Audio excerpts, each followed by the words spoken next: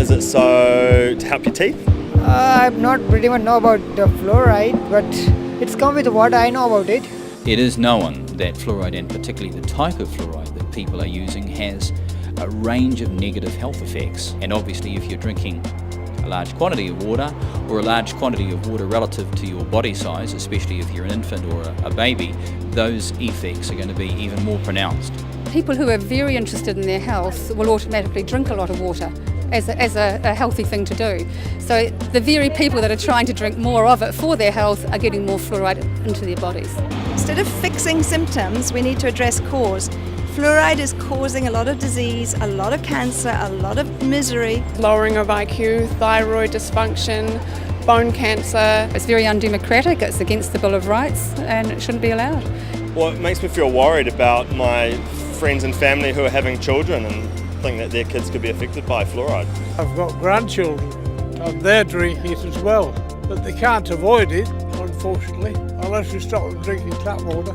If somebody wants to have fluoride, they can achieve it through buying fluoridated toothpaste. But the idea that we are going to use this drift net approach of putting something in the water to cover everybody, whether or not it's been proven to have a beneficial health effect, or especially when there are negative health effects, whose interest is the Ministry of Health serving?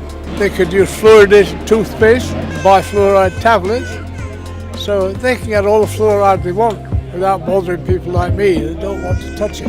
I think anything given to the broader population should be consenting. We pay our rate, we're supposed to get clean water for it. It should be the choice of people as to whether or not they want to be fluoridated or not. Currently, in most parts of Auckland, there isn't a choice because fluoride is added to the water. It's essentially mass medication, forced mass medication that not many people are aware of. Well, I'm not comfortable about that at all. I think it should be an individual's choice. Quite obviously, if you've got mass medication, for me, that's a real problem. It sounds creepy. Why would anyone support mass medication? Fluoridization of the water is unethical, it is a breach of the human rights. I don't see mass medication across other ingredients that could conceivably be added to our water. What's different about fluoride? Take it out. I don't believe anybody should put chemicals into water that you can't control. It's just straight out fraud.